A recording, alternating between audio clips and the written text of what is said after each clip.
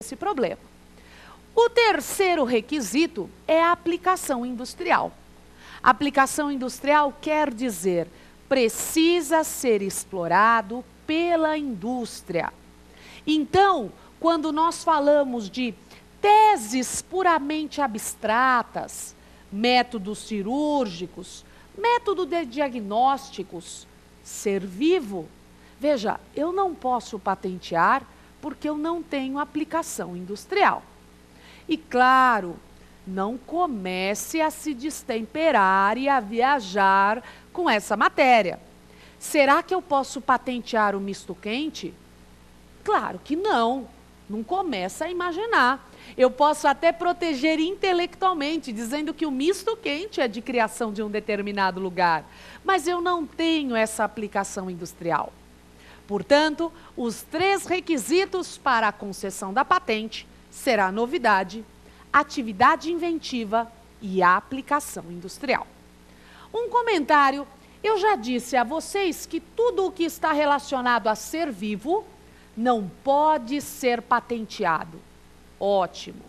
A única exceção, o único tema ligado a ser vivo que pode ser objeto de patente são os transgênicos, desde que numa prova esteja escrito transgênicos com os requisitos da patente: novidade, atividade inventiva e aplicação industrial.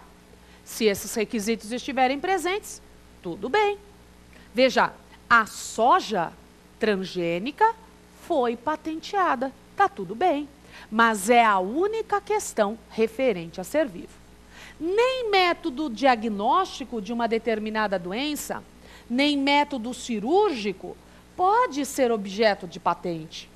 Tudo bem? Então, nada que tenha relação direta com o ser vivo. E também nada que seja puramente abstrato. Tudo bem? Uma última questão é a respeito do programa de computador. Será que o programa de computador pode ser patenteado?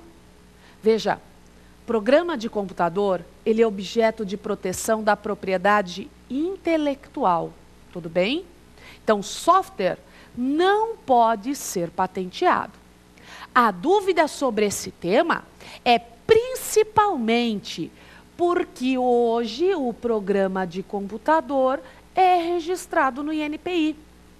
Mas veja, é uma atribuição transitória do INPI, até que exista um outro órgão mais capacitado e específico para cuidar de programas de computador.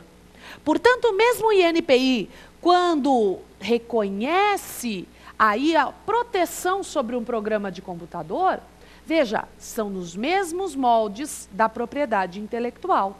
Portanto, um ato apenas declaratório, um ato que só protege a ideia externa daquele bem. Tudo bem? Programa de computador, portanto, não pode ser objeto de patente. E claro, quando a gente fala de patente, a gente está falando, portanto, de todas essas invenções que nos cercam, todas essas melhorias.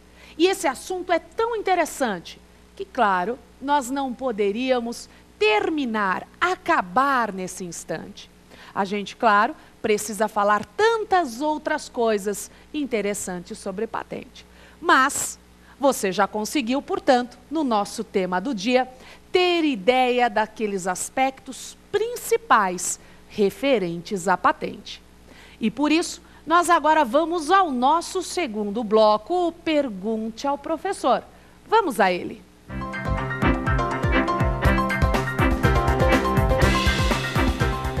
Estamos agora no nosso bloco Pergunte ao Professor. Vamos então à nossa primeira pergunta. Professora Beth, o que significa a quebra de patente? Olha só, o que significa a quebra de patente? Na verdade, esse termo quebra de patente é um termo que foi usado pela empresa jornalística. Na verdade, quebra de patente quer dizer a quebra do monopólio, a quebra da exclusividade da exploração. A quebra de patente, ela acontece principalmente pela concessão de uma licença, diferente do que nós falamos no tema do dia, uma licença compulsória. Não é aquela licença contratada entre as pessoas envolvidas, é a licença compulsória. Portanto, a licença determinada pelo INPI ou por decisão judicial. A licença compulsória, ela pode acontecer por duas razões totalmente diferentes.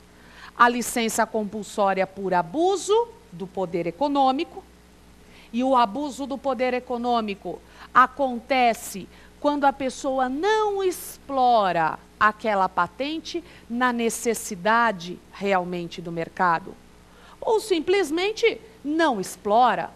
Quando a gente fala de abuso do poder econômico, a ideia ou é de inércia absoluta, ou é uma inércia que não corresponde à necessidade do mercado, que não é explorado no território brasileiro. Então, isso é a licença por abuso econômico. Nesse caso, essa quebra de patente, ela tem por objetivo proteger, na verdade, e resguardar o interesse desse terceiro, que pretende explorar economicamente aquela invenção. Mas a licença compulsória, ela também pode acontecer por emergência nacional ou interesse público. Essa segunda possibilidade da licença compulsória acontece unicamente por declaração do representante do Poder Executivo Federal, portanto, do presidente da República, de algum ministro que tenha recebido delegação do presidente da República. Então, necessidade ou interesse público, essa emergência nacional. Quando nós falamos da quebra de patente por interesse econômico, por causa do abuso econômico, evidentemente serão pagos royalties, só que esse valor será fixado pelo INPI. Entenda que quem pede essa licença pretende ganhar dinheiro com essa possibilidade de exploração. Já na licença por emergência nacional e interesse público, apesar de existir a previsão de pagamento, esse valor, ele é infinitamente reduzido se comparado com o que seria cobrado normalmente. Mas é possível. Então, quando você deve lembrar daqueles medicamentos que faziam parte do coquetel para portadores de vírus HIV, pois então, ali foi um caso de licença compulsória por interesse público ou emergência nacional.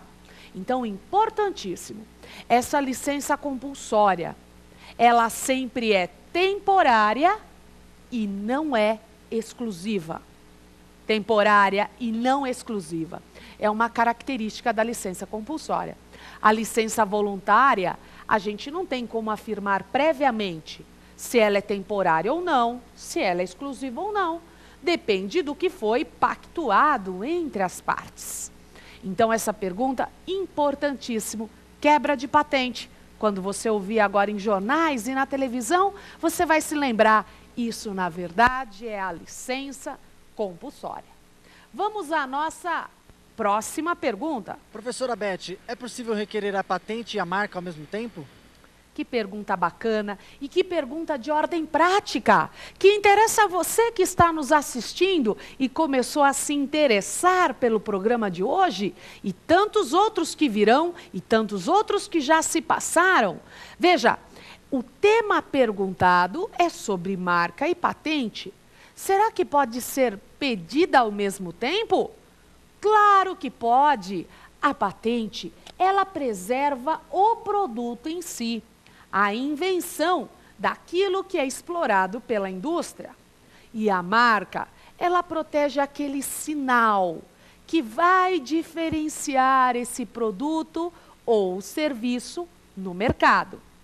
Então, patente, por exemplo, então eu inventei um produto, um medicamento.